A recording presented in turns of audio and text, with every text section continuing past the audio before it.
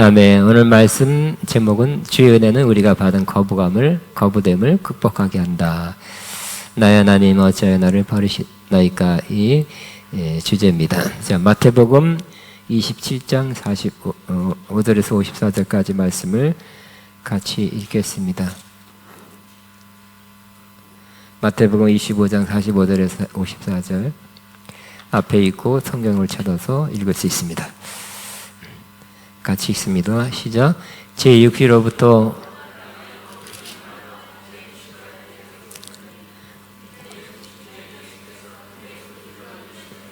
엘리 엘리 라바 사박다니 하시니 곧 나의 하나님 어찌하여 나를 버리셨나이까 하는 뜻이라. 거기 섰던 자 중 어떤 이들이 그 중에 한 사람이 곧 달려가서 해면을 가져다가 신포도주에 적시어 갈 때에 깨어 마시게 하거늘 그 남은 사람들이 이르되 가만두라 엘리야가 와서 그를 구원하나 보자 하더라. 예수께서 다시 크게 소리지르고 영원히 떠나시니 이에 성서위장이 위로부터 아래까지 찢어져 들이대고 땅이 진동하며 바위가 터지고 무덤이 열리며 자던 성도들의 몸이 많이 일어나되 예수의 부활 후에 그들이 무덤에서 나와서 거룩한 성에 들어가 많은 사람의 보이니라. 백부장과 및 함께 예수를 지킨 자들이 지진과 그 일어난 일을 보고 심히 두려워하여 이르되 이는 진실로 하나님의 아들이었더라 하더라. 아멘. 다시 한번 주의 은혜는 우리가 받은 거부됨을 극복하게 한다는 제목입니다. 이런 뉴스를 우리는 자주 접할 수 있습니다. 한 중학생이 친구들에게 지속적으로 따돌림, 왕따를 당하고 또 누구에게도 말하지 않고 있다가 그날에는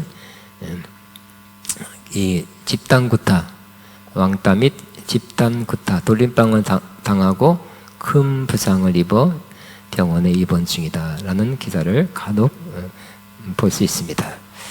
또 최근에는 직장에서도 지속적인 왕따를 당하다가 결국 극단적 선택을 했다는 기사를 읽은 적이 있습니다. 그만큼 왕따를 당하는 사람은 그 심정이 힘들고 곤혹스럽고 괴롭습니다. 아니 그 이상입니다. 그렇기 때문에 극단적, 맞아서 아픈 것도 있지만 여러 사람들이 자기를 이렇게 나쁘게 보고 부정적으로 보고 지적하면서 이렇게 폭력을 가하는 것이 너무 힘들다는 것을 알 수 있습니다. 우리의 인격과 성품은 또 대인관계의 역량은 주로 어렸을 때 많이 형성됩니다. 어린 시절에는 가장 필요하고 중요한 것이 부모님과의 친밀하고 좋은 관계를 맺고 살아가는 것입니다. 아버지의 사랑 또 어머니의 사랑이 필요합니다. 또 아버지 어머니가 자녀를 인정해주고 또 긍정적으로 도와주고 또 그런 말을 해주는 것이 필요합니다. 그렇게 자란 아이는 커서 좋은 성격, 인격, 성품을 가지고 대인관계가 좋습니다. 전반적으로 성품이 밝다고도 할 수 있습니다. 그러나 특히 어린 시절의 거부를 받은 사람은 그 거부받은 상처를 평생 간직하며 살아가기 쉽습니다. 안 그런 것 같습니다. 겉으로는 활달하지만 속에는 그런 응어리를 마음에 가지고 살아가는 경우가 많이 있습니다. 저는 한 의사를 잘 알고 있습니다. 그는 인류대학교 의과대학을 졸업한 현직 의사입니다. 지금도 개업하고 있습니다. 그는 그리스도인이며 또 성령의 은혜를 받고 기름 부음 받고 또 은혜를 많이 받은 사람입니다. 그럼에도 불구하고 그가 가끔 울어요. 울 때는 그 인상 좀 이렇게 치근하다, 처량하다 할 정도로 그 인상을 쓰면서 울며 기도하는 것을 몇 번 본 적이 있습니다. 어렸을 때 부모로부터 거부당한 그 심정이 그대로 남아있어요. 간직되어서 그것이 올라올 때마다 그는 슬퍼하고 눈물 흘리는 그였습니다. 은혜 받을 땐 굉장히 은혜 받아요. 그렇지만 또 한때는 그것이 올라와서 자신을 슬프게 하는 것입니다. 이런 이야기를 읽어봤습니다. 8살 난 소녀가 어느 날 한 번도 보지 못한 아버지에게 처음으로 편지를 썼다고 합니다. 그 소녀의 부모는 그가 태어나자마자 이혼했습니다. 어머니와 함께 살았습니다. 아버지는 보지도 못한데 어디론가 떠났어요. 근데 8살 때 아버지의 주소를 알아가지고 처음으로 아버지에게 편지를 썼다고 합니다. 그 소녀는 편지에 이렇게 썼답니다. 나는 그냥 아빠가 나에게 대해 알기를 바랄 뿐이에요. 나는요, 작은 돌로 하는 놀이를 좋아하고 생물학을 좋아하고 생물 해부를 좋아합니다. 답장은 안 하셔도 돼요. 그냥 아빠가 나에 대해서 알기를 바랄 뿐이에요. 뭐 이런 내용으로 써서 편지를 보냈습니다. 그런데 얼마 후에 그 편지가 반송되어 왔습니다. 뜯어보지도 않고 반송되어 왔는데 겉편지 곁에 휘갈겨 쓴 글씨가 보이는데 보니 발송인에게 반송, 더 이상 편지 보내지 말 것, 이렇게 해서 왔다는 것입니다. 그 소녀는 눈물을 흘리며 아버지에게 거부당한 충격을 친구들에게 화가 나서 고백했습니다. 그때 이후로 나는 남자들에게 받아들여지기를 갈게 와서 나는 그게 정말 싫어. 나는 페미니스트야. 여성 운동가, 평등 운동가. 그런데도 난 여전히 남자들에게 받아들여지고 싶어하는 욕구를 떨쳐버릴 수 없어. 그 거부당한 상처가 계속됐다는 것입니다. 그래서 부모는 자녀가 어릴 때 바로 그때가 인격과 성품 현상의 중요한 시기라는 것을 인식하고 자녀를 더 인정하고 더 사랑하고 받아들여야 합니다. 우리의 부모님이 우리를 더 그렇게 했어요. 표현해 주었어야 되는데 우리의 부모님은 더 옛날 분이죠. 그러지 못했습니다. 우리 어머니 쪽은 많이 했어요. 근데 아버지 쪽이 그러지 못했어요. 우리도 자녀들을 더 인정하고 사랑하고 받아주고 더 좋은 말을 했어야 했습니다. 그런데 온전하게 그러지 못한 것 갖다 후회됩니다. 만일 아기를 임신했어요. 근데 원래는 피임하려고 했는데 임신되었다면 그 불편한 마음을 갖게 되죠. 아기를 가진 것을 후회하고 싫어한 마음이 있다면 그 마음이 뱃속의 태아에게 그대로 많이 전달된다고 합니다. 또 어린 시절에 어떻게 불쑥 이런 말 할 수 있습니다. 나는 아들 낳으려는데 실수로 딸 낳았어. 너는 아들 대신 잘못해서 딸이 난 거야. 이렇게 말했다면 거부감을 갖는 거죠. 또 반대죠. 딸을 낳으려 했는데 아들이야 해도 똑같아. 자기는 그렇게 필요한 존재가 아니다라고 생각하게 되는 것입니다. 또 어린 시절에 실수하거나 또 어떤 걸 못할 때, 뭐 공부를 못할 때, 뭘 시킨 거 못할 때 너무 핀잔과 꾸지람을 줘서는 안 될 것입니다. 말로 너 그것도 못하냐? 너는 왜 그 모양이냐? 너가 잘하는 게 도대체 뭐냐? 우리 가문에 너 같은 사람은 당치 없다 등으로 인상 쓰며 나무람은 그냥 부모는 그냥 화난 김에 이렇게 쉽게 말했지만 어린이는 굉장한 큰 충격으로 그것을 받아들일 수 있습니다. 그래서 계속해서 자신은 무가치하고 무능한 사람으로 여기게 되는 것입니다. 그때 엄마나 아빠가 인상 팍 쓰면서 그런 말을 했다면 그 인상도 기억되는 것입니다. 자녀가 어렸을 때 소도변 가리는 것이 늦어지는 어린이도 있습니다. 기저귀 할 나이가 지나서 함께 자는데 가끔 이불에다가 쉬를 해요. 그러면 또 빨아야 되고 좀 이따 또 쉬를 하면 또 빨아야 되고 그러죠. 너무 심하게 혼내면 그 말이 상처가 되고 마음에 남아서 자기를 거부한다. 이렇게 생각할 수 있습니다. 뭐 엄마가 나만 미워해. 나를 미워해. 나는 미움받는 존재야. 라고 생각할 수 있습니다. 아버지가 알코올 중독자라면 술 취했을 때 매우 심한 말, 막말 많이 하죠. 술 기운에 차마 입에 담지 못한 말을 할 수 있습니다. 정말 악하고 무시하고 이상한 행동도 같이 합니다. 또 술 취하면 별의별 욕을 당하는 사람들이 있습니다. 이것이 자녀의 마음에는 큰 상처로 남게 될 것입니다. 그 엮이는 가정이라 합니다. 그런 가정에 사는 사람들은 거부감 또 상처를 많이 갖고 살아가기 쉽습니다. 아이는 부모의 칭찬을 듣고 싶어 합니다.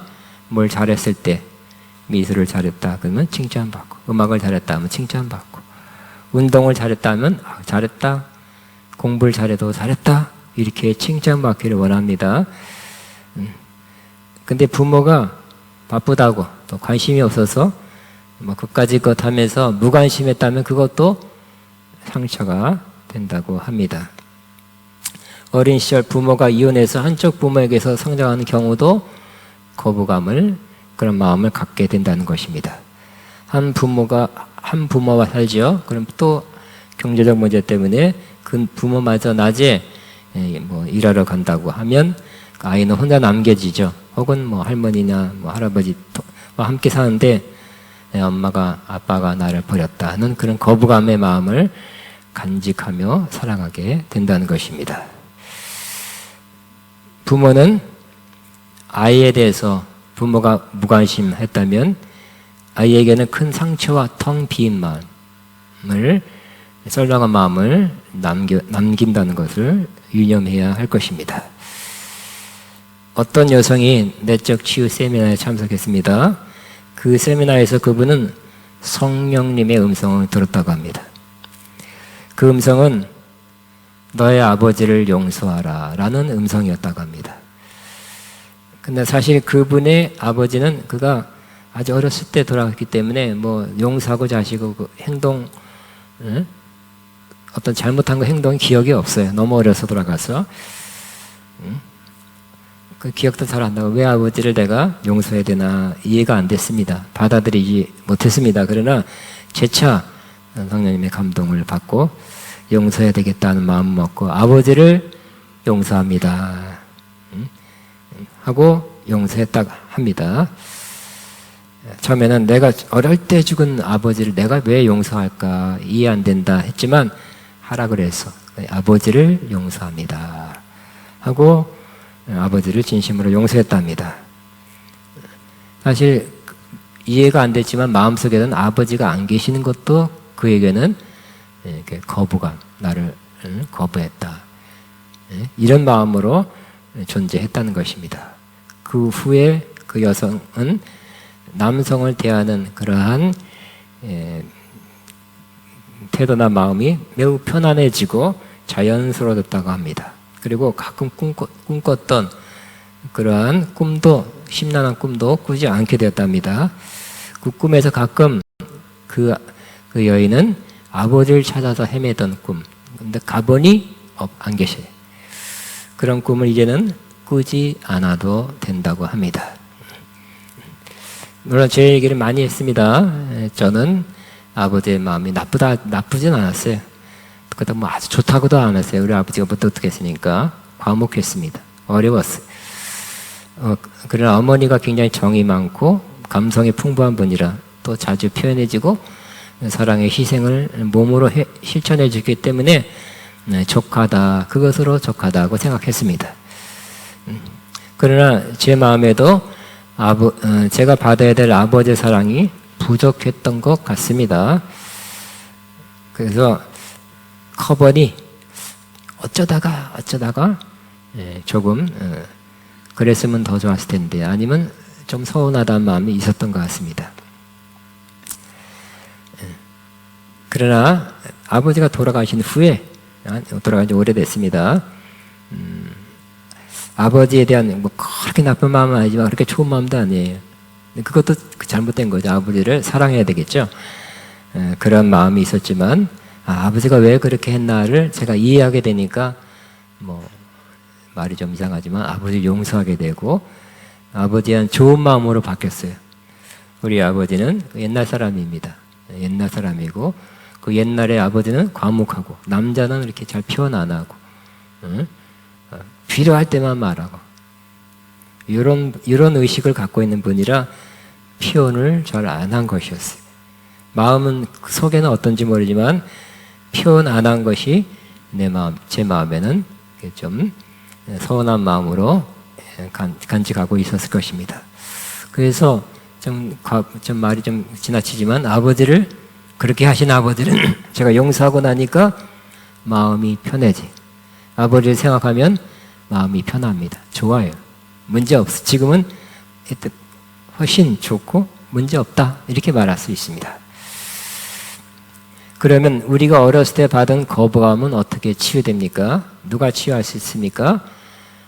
우리가 뭐 상담 받고 필요합니다.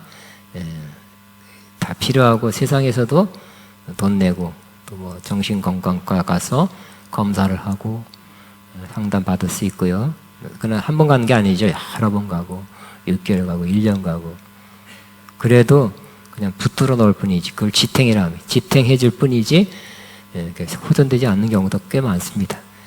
또 어떤 사역자를 통해서 상담받는 것도 필요합니다. 그러나 근본적으로 우리를 치료해 주는 분은 바로 누구냐? 바로 예수님이 우리를 치료해 주신다는 것입니다.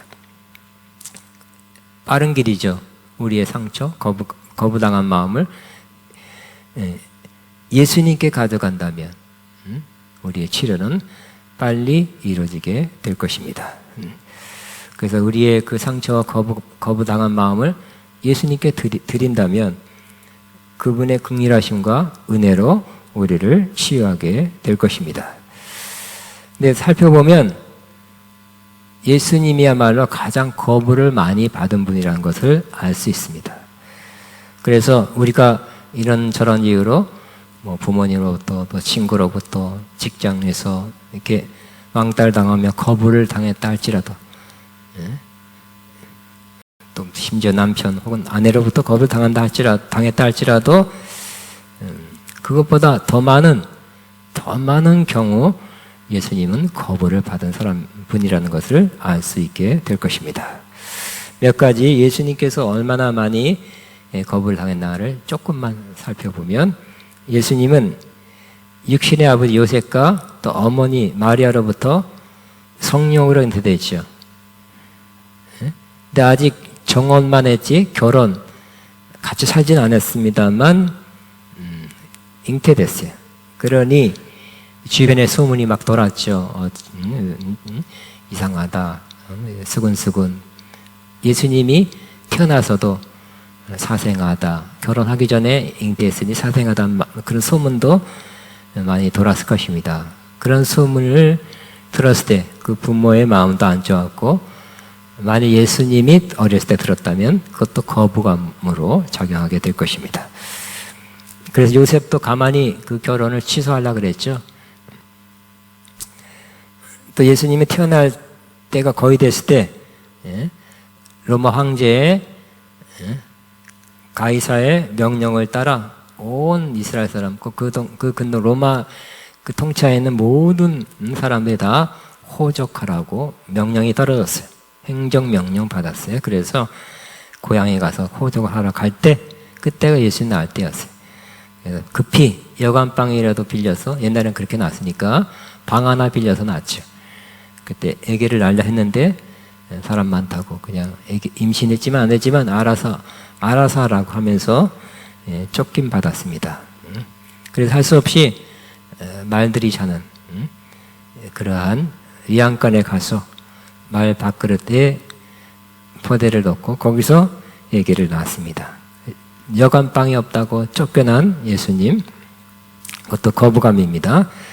또 예수님은 태어나지 않아서 얼마 되지 않아서 헤롯 왕이 그 예수님 당대에 태어난 그 시절 태어난 사람 다 죽인다, 다 죽여라 했습니다. 동방박사가 유대인으로 왕으로 태어나신 분이 있으니까 내가 가서 경배하러 가려고 합니다. 구체적으로 어딥니까? 하고 물어봤을 때 유대인의 왕이 또 태어났다는 말을 듣고 예수님을 죽이려 했던 것입니다. 그래서 애굽으로 이집트로 도망갔어요. 거부받은 것입니다. 예수님은 장성할 때 장성하는 과정에서 또 장성하고 나서도 뭐 외모가 훌륭하다든지 뭐 인기가 좋다든지 굉장히 이렇게 호감을 가졌다든지 그러지 않았던 것 같아요. 그 모습을 세번역에서는 그대로 표현하고 있습니다. 한때 호감 갖고 인기가 있었죠. 그죠? 늘 성장 과정에 있어서 성장하고 나서도 그러지 않았고 얼마 동안만 그렇게 했습니다. 그는 주님 앞에 성경 구절을 보게 되기 바랍니다. 제가 한번 읽어드리겠습니다. 세 번역으로. 이사야 53장 2절에서 4절까지. 그는 주님 앞에서 같이 있습니다. 그는 주님 앞에서 마치 연한 순과 같이 마른 땅에서 나온 싹과 같이 자라서 그에는 고운 모양도 없고 훌륭한 풍채도 없으니 우리가 보기에 흠모할 만한 아름다운 모습이 없다. 그는 사람에게 멸시를 받고 버림을 받고 고통을 많이 겪었다. 그는 질병 고통에 익숙하였다. 또 어떤 번에 언제나 병을 앓고 있다. 이렇게 돼 있어요. 사람들이 그에게서 얼굴을 돌렸고 그가 멸시를 받으니 우리도 덩달아 그를 귀하게 여기지 않았다.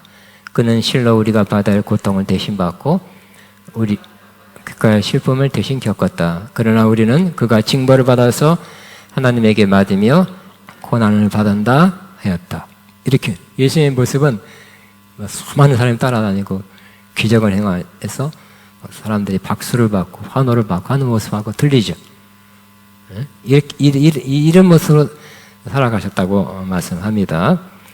예수님은 공생의 기간 동안 그 3년 반 동안에 종교 지도자로부터 배척을 받았어요. 거부를 받은 거죠. 비난받았습니다. 또 예수님은 자기 고향으로부터 선지자로서 인정받지 못했어요. 믿질 않아서 우리가 잘 아는 같이 자라는 예수인데 어떻게 선지자냐. 그래서 기적을 많이 행하지 않고 다른 곳으로 갔습니다. 예수님은 자기 제자 중 하나 가룟 유다로부터 배반을 받아 그가 돈을 받고 예수님을 팔아 넘겼습니다. 붙잡혔습니다. 또 예수님의 다른 제자들도 십자가 지기 전에 배신하고 도망갔어요. 멀어졌어요. 예수님은 회중들 가운데서 기적을 행하고 치유를 행하고 놀라운 일을 행할 때 많은 사람이 따랐어요. 남자만 5,000명, 여자, 요즘도 집회 가면 여자가 더 많죠? 어린이 하면 2만 명.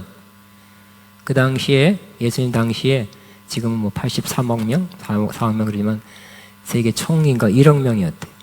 그러니까 굉장히 인구가 적었을 때 2만 명이 모였다? 굉장한 거죠. 지금 이 2만 명, 지금도 굉장합니다.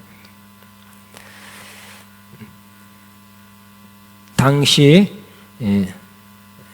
예수님으로부터 말씀을 듣고 하루 종일 말씀을 듣고 오병이어 기적을 경험하는 사람들이 많이 따랐어요.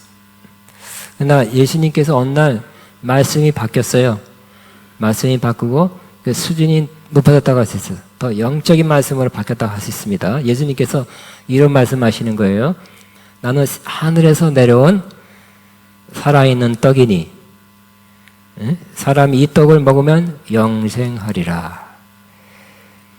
내가 줄 떡은 곧 세상에 생명을 주기 위한 내 살이니라. 내가 떡이다 그랬어요. 이해 안 돼요. 이 피는 죄사함을 얻게 하는 피다. 내 살을 먹어라. 이해 안 됐던 것입니다. 아, 어렵다. 이해 안 된다. 하고 사람들이 다 떠났어요. 힐링한 말씀을 하니까 사람들이 다 떠나게 된 것입니다. 12제자만 달랑 남았습니다. 그 많은 사람, 환호하던 많은 사람들이 기적을 행할 때는 따랐지만 말씀이 깊어지고 영적인 말씀이 되니까 스스로 줄어들게 되고 나머지 사람들이 떠나버리고 나중에 예수님이 마지막 기회에 본디오 빌라도가 재판장에서 내가 볼 땐 이 사람 예수님 죄가 없는 것 같습니다. 어떡할까요? 하니까 바라바를 놔줄까요? 예수님 놔줄까요? 사면, 특별 사면. 그때 놀랍게도 이 군중들은 없애버리시오, 없애버리시오.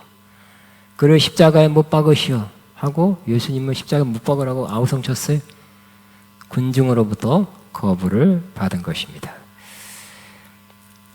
예수님은 종교 지도자로부터 종교 재판을 받을 때도 불법적인 편법으로 결정돼서 죽음에 넘겨졌어요. 예수님이 십자가 지실 때 로마 군인들이 심한 욕, 입에 담지 못한 욕을 했고 모욕적인 말을 했고 심지어 욕까지 했다고 기록하고 있어요. 모욕을 당했습니다. 거부감입니다. 또 예수님은 로마 군인으로부터 채찍을 맞을 때 그 채찍 끝에는 쇠붙이가 있습니다. 한번 맞을 때마다 살점이 떨어져 나가는 그런 채찍을 맞았고 또 갈대로 머리를 많이 맞았습니다. 모욕을 주는 것입니다. 침 뱉었습니다. 또 부끄럽게도 옷을 벗겼어요. 십자가 질 때 창피를 팍팍 주는 것입니다. 대대손손 가문이 창피를 당하라 하는 것이 십자가니까. 그래서 예수님은 이와 같은 정말 거부, 상처, 배척을 받으며 이 땅을 살았던 것입니다. 그렇기 때문에 예수님은 여러 사람으로부터 배척, 배신, 거부를 당한 적이 있기 때문에 우리가 당하는 거부, 배척을 아시고 또 이해하시는 분이십니다. 그래서 우리의 그 거부당함을 잘 이해하시고 긍휼히 여기시는 분, 동정하시는 분이라고 말씀합니다. 그리고 이러한 거부감을 받은 사람들 향해서 자비를 베풀고 은혜를 베풀고 또 치유를 받게 하시는 분이 예수님이고 그러한 예수님에 대한 확신을 가지고 예수님께 나아가라고 성경은 권면하고 있습니다. 예수님이 십자가에 흘린 피로 말미암아 그전에는 우리가 죄 때문에 하나님으로부터 멀어져 있는 사람, 하나님 가기 어려운 사람, 하나님이 그 죄를 볼 때 참 곤란하게 봤을 거예요. 그러나 그 피로, 흘리신 피로 인해서 하나님과 화목을 이루고 우리의 하나님께 가는 장애물을 치유받았어요. 그래서 정말 우리가 하나님의 사랑을 받는 존재인가 아닌가는 말로만 사랑한다. 이전엔 내가 진노했지만 심판했지만 이제부터는 사랑할게 하는 사랑을 말로 하지 않고 하나밖에 없는 아들을 이 땅에 보내셔서 아들을 죽게 하는 걸 보고 하나님이 정말 우리를 진심으로 사랑한다 하는 것을 확증해 주신 것입니다. 같이 한번 읽겠습니다. 시작.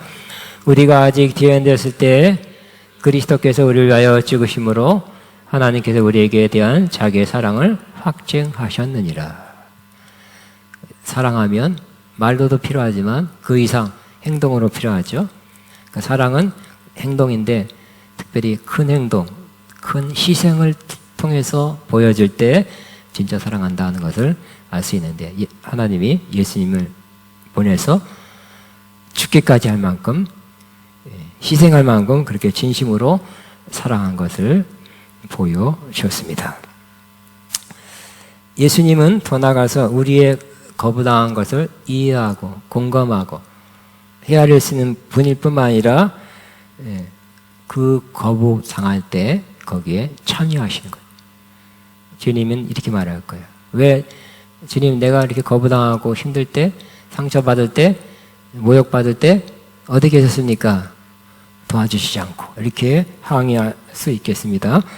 그러나 주님이 이렇게 말할 겁니다. 내가 그때 거기 옆에 있었고 나도 그때 보았고 나도 그때 힘들어하고 나도 그때 슬퍼했다. 이렇게 말할 것입니다. 뿐만 아니라 거부당할 때 그 거부당한 그 마음 상한 마음, 아픈 마음을 주님께로 옮겨가셨어요. 그걸 담당했다고 성경은 표현하고 있습니다. 주님께서 그 거부당해서 아파하는 마음을 주님께로 옮기셨어요. 예수님은 세 가지를 담당했다고, 예수님이 이렇게 가져갔다고 또 안으셨다고 말씀은 안 돼요. 첫째는 죄입니다. 예수님은 우리의 죄를 담당하셨어요. 그리고 우리의 죄 때문에 죽으셨죠. 뿐만 아니라 예수님은 우리의 질고, 우리의 질병을 담당하기 위해서 채찍에 맞으셨어요. 대신 질병을 낫게 하기 위해서 채찍 맞아서 우리가 나음은 없다고 말씀하고 있어요. 또 주님은 세 번째, 우리의 슬픔을 지었다고 이사야 53장 4절에 말씀. 거부도 슬픔의 일종이죠. 슬픔을 당했어요. 슬픔을 당해버리고 나는 너가 이제는 내가 당한 슬픔 때문에 너는 안 당했으면 좋겠다고 주님이 말씀하고 있는 것입니다. 주님이 슬픔을 당할 때 주님이 여러 가지 힘든 고난, 어려운 일이 많이 있었지만 가장 힘들 때는 제가 믿기로는 그 십자가 지시고 마지막 순간에 십자가는 저주죠. 심판이죠. 우리의 죄를 다 가져왔으니까 죄가 수억 개 이상 될 거예요. 그 제목으로 죽임 당할 때 하나님마저 예수님을 버리셨어요.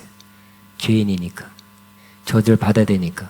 공의 심판을 받아야 되니까 하나님마저 예수님을 거부했어요.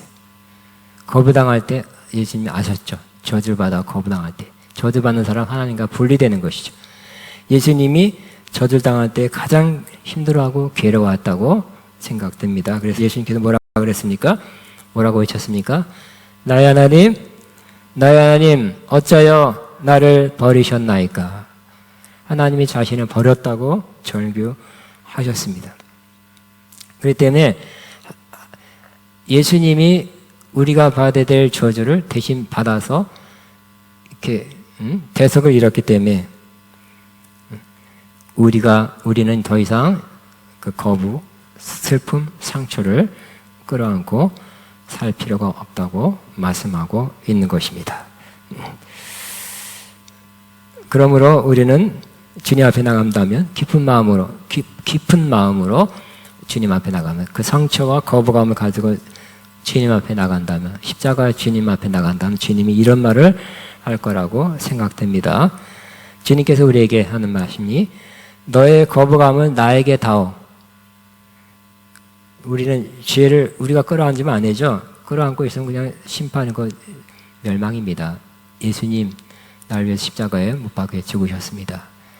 감사합니다 하고 죄를 주님께 맡기듯이 또 질병, 내가 아픈데 주님 채찍에 맞으면 나으셨다. 대신 채찍에 맞으셨죠. 육체로 받아야 될 저주를 대신 몸으로 받으셨죠. 감사합니다 하고 주님의 치유를 받게 되기를 바랍니다. 그러나 이 거부감도 주님이 대신 받으셨다는 거예요. 나야 어찌하여 나를 버리셨나이까. 거부를 받으셨어요. 그때 이것도 주님 앞에 가져가야 되지 않겠습니까? 주님 앞에 옮겨야 되지 않겠습니까? 내가 더 이상 끌어안고 힘들어하고 평생 그렇게 살아가지 않게 되기를 바랍니다. 주님도 그 마음이에요. 너의 거부를 나에게 다오. 내가 받은 수치와 상한 몸으로 너의 상처와 거부를 지도록 나에게 갖다 줘라. 그 학대와 거부를 나에게 넘겨다오. 내가 다 담당하여 받을 것이다. 내가 그걸 가져갈 것이다. 치울 것이다.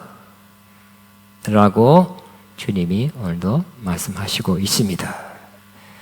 그러므로 거부감 받은 사람, 어렸을 때 여러 사람을 통해 특히 부모나 가까운 사람으로부터 또 성장에서도 거부감 받은 사람의 특징 중에 하나가 자존감이 낮은 거예요. 나 같은 사람, 나 같은 존재, 별거 없는 인생, 이렇게 자존감이 낮은데 여러분이 그런 마음을 주님께 가져가서 주님이 담당하시도록, 주님이 이렇게 말씀하니까 담당하시도록 한다면 나는 주님이 사랑하는 자입니다.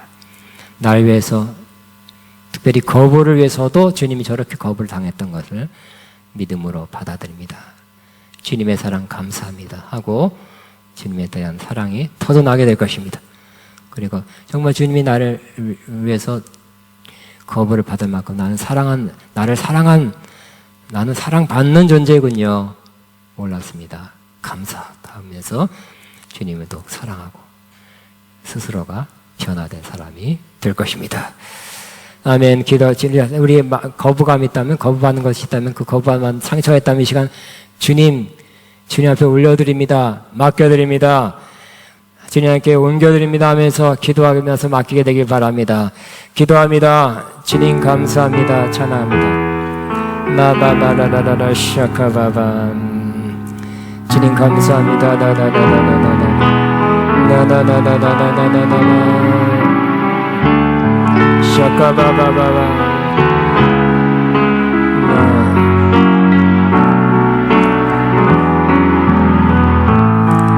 나나나나나나.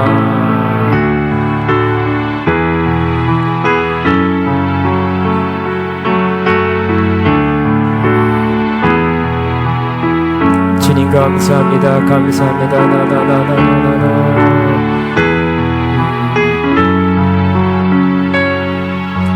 샤카바바바바.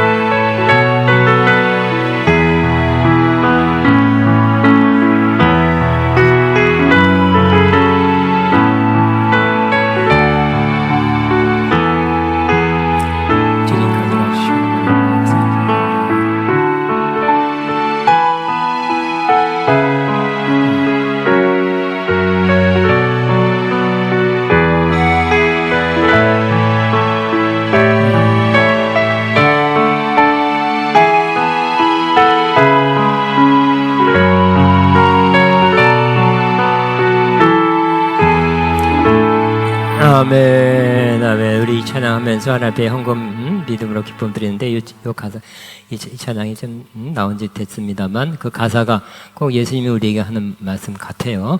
이 찬양을 같이 부르겠습니다.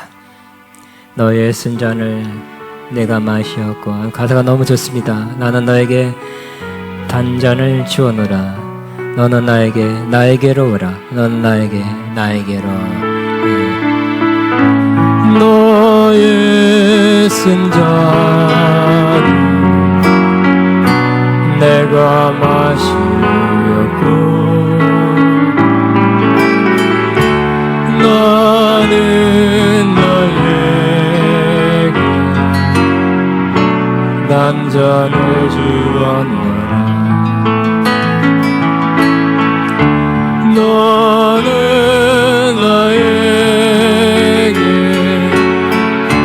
나에게로 오라. 너는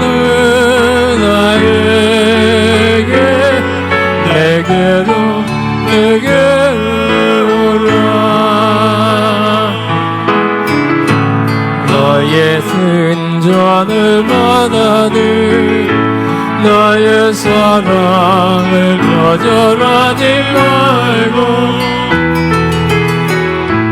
너에게 주는 나의 단전을 받아 마시라.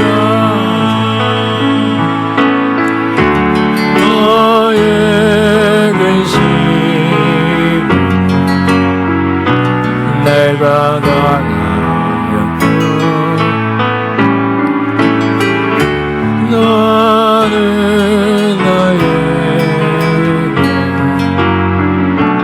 평안을 끼치느라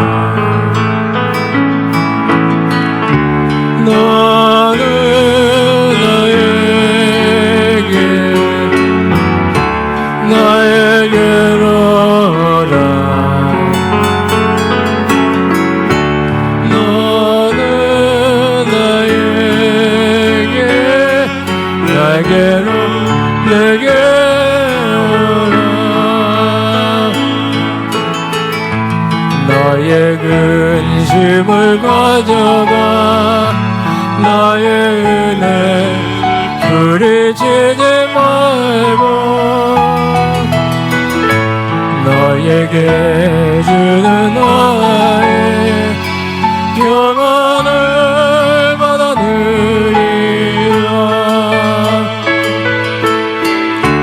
너의 근심 내가 나누고 나는 너에게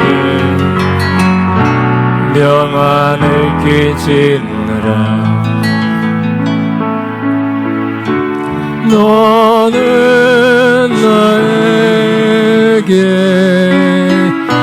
나에게로 오라 너는 나에게 내게 오라.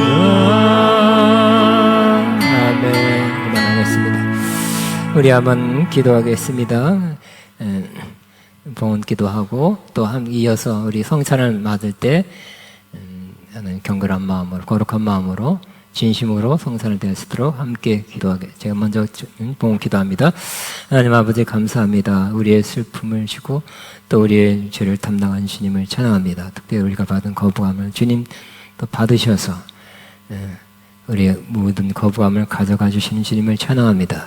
우리 안에 모든 슬픔과 상처와 거부감은 주님께로 담겨지게 하시고 주님이 담당하신 그 담당 속에 있게 해주시며 우리는 평안을 얻게 하시고 자유를 얻게 하시며 기쁨을 얻게 하여 주옵소서. 바친 손길들 주님 보셨습니다.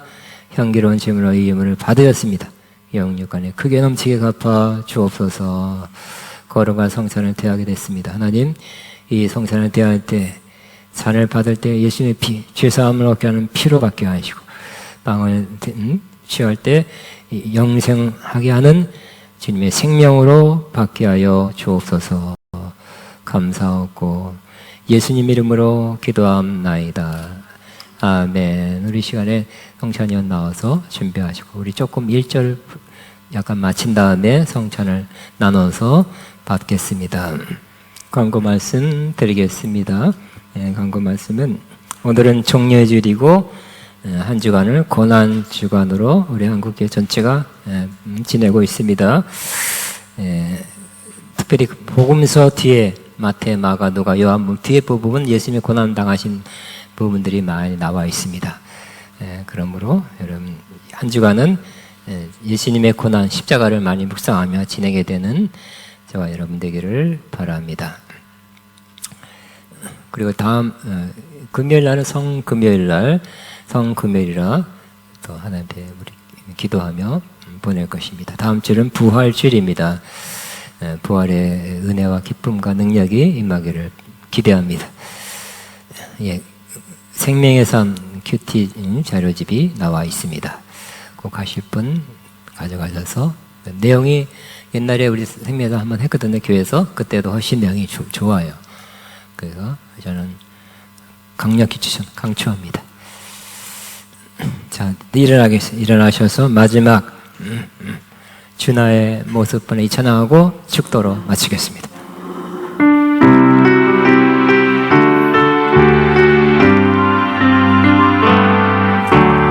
주나의 모습분에